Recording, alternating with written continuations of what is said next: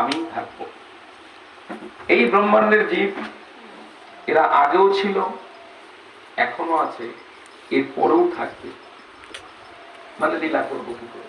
আজকে সেই অসুরগণ এই জগৎ মাঝে বিচরণ করছে ব্রহ্মার কৃপায়। আপনি ভগবান কৃপা করে আমাকে রক্ষা করুন। তখন ভগবান কৃপা দৃষ্টিতে বলেছিলেন, বেশ, কোন চিন্তা নাই, আমি স্বয়ং গিয়ে সেই অসুর নাশ করব, তোমাকে উদ্ধার করব, পরিত্রাণ করব। আমার তো কথাই আছে, পরিত্রাণায় সাধনার বিনাশায় চ দুষ্কৃতা। যত দুষ্কৃতি আছে ওদের দমন করাই আমার কাজ। তাই ভগবান কৃপা করে তার অবতারকে আর পাঠালেন না, নিজে স্বয়ং এই অষ্টবিংশতি মন্বন্তরে তিনি কৃপা করে নিজে আসলেন। 28তম দাপর, 28তম কলিতে ভগবান কৃপা করে শ্রীকৃষ্ণ রূপে এবং পরবর্তীতে শ্রীকৃষ্ণ চৈতন্য রূপে কলিতে বিরাজ করলেন। তারকে সেই ভগবানের হয়েছে আবির্ভাব। কোথায়? না দেবকী মায়ের গর্ভে।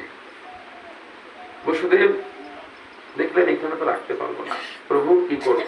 প্রভু আদেশ দিলেন, না আমিও থাকবো না, আমায় ফিরে এসো গোকুলে, যমুনা পার করে ফিরে এসো। তা প্রভু শৃঙ্খলে আবদ্ধ, তো যাবো কি করে?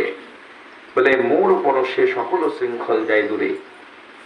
যে আমাকে পরশ করেছে তার এই জগতে কোনো মায়া শৃঙ্খল থাকে না। কৃষ্ণ, কৃষ্ণ কথা, কৃষ্ণ লীলা, এর মাধুর্যটাই এমন, ভববন্ধন দূর হয়ে যায়। যত বন্ধন আছে সব বন্ধন দশা দূর হয়ে কৃষ্ণ পাদ পদ্ম প্রাপ্ত হয়। নিতাই গৌর হরি বল। অন্তিমে কৃষ্ণ পাদ পদ্ম পাওয়াই হচ্ছে জীবের একমাত্র লক্ষ্য। তখন যেই মাত্র ভগবানকে স্পর্শ করেছেন, সঙ্গে সঙ্গে তার দেহের শৃঙ্খল, লৌহ বেরি পরণ ছিল, খুলে গেল। কারাগারের দ্বার সব প্রকাশ হল। রক্ষীগণ ঘুমের দেশে পাড়ি রাখলেন, ভগবানকে নিয়ে বেরিয়ে পড়লেন। ভগবানের আবির্ভাবের দিনটি কি? তিথিটা কি? ফাল্গুন না তো, ভাদ্র মাস।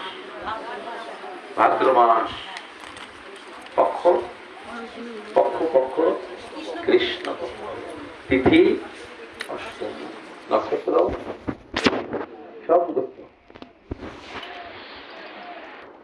আচ্ছা, চৈতন্য মহাপ্রভুর জন্ম মাস,